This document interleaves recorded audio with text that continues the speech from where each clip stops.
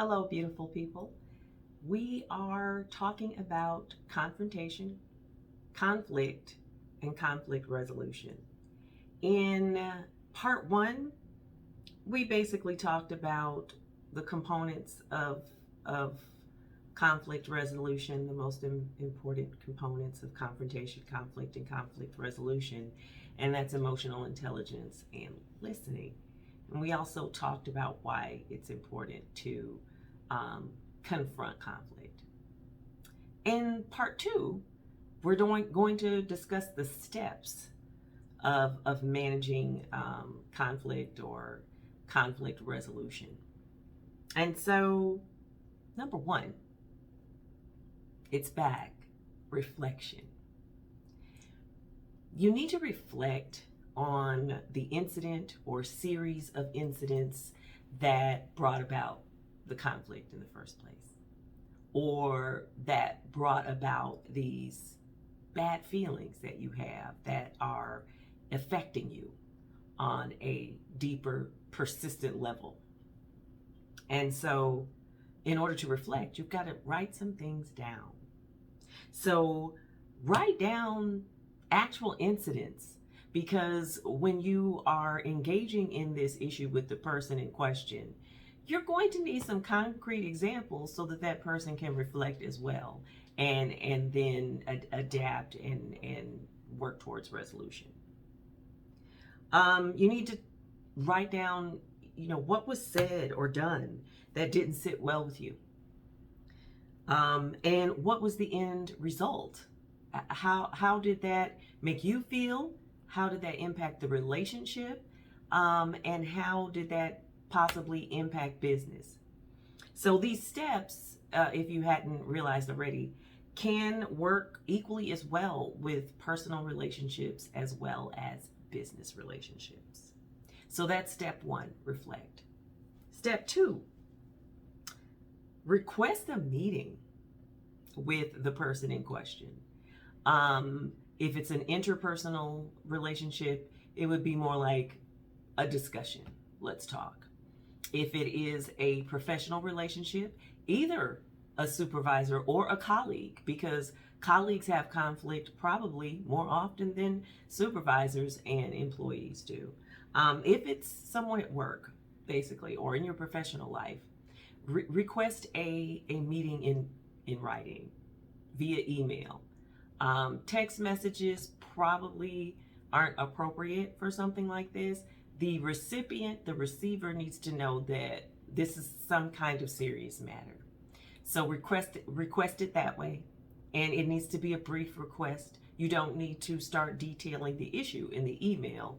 Just request a meeting to discuss an important issue.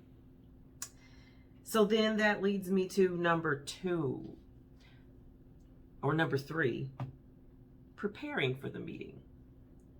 Yes, number three is preparing for the meeting.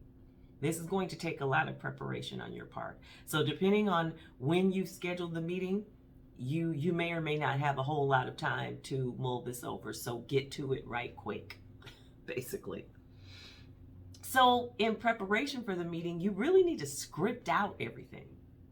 So all of those things that I mentioned in step one about examining your thoughts, you need to take notes on all of that stuff, and bullet points. Script out everything that happened that you want to discuss in bullet points.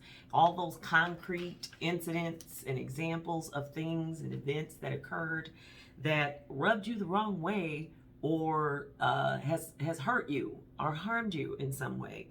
Write all those things down. And this is the part in preparation for that meeting. Practice the conversation. And you need to practice it in a space like this, where you are either videotaping yourself or in front of the mirror. The first time that you sit down to talk about this does not need to be with the other party in question. You need to also practice, and this is the kicker, all of those emotional intelligence skills that you have increased.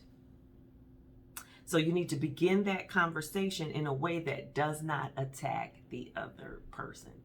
It should not sound like, well, you did, or I think you don't like me because, or I don't like you because.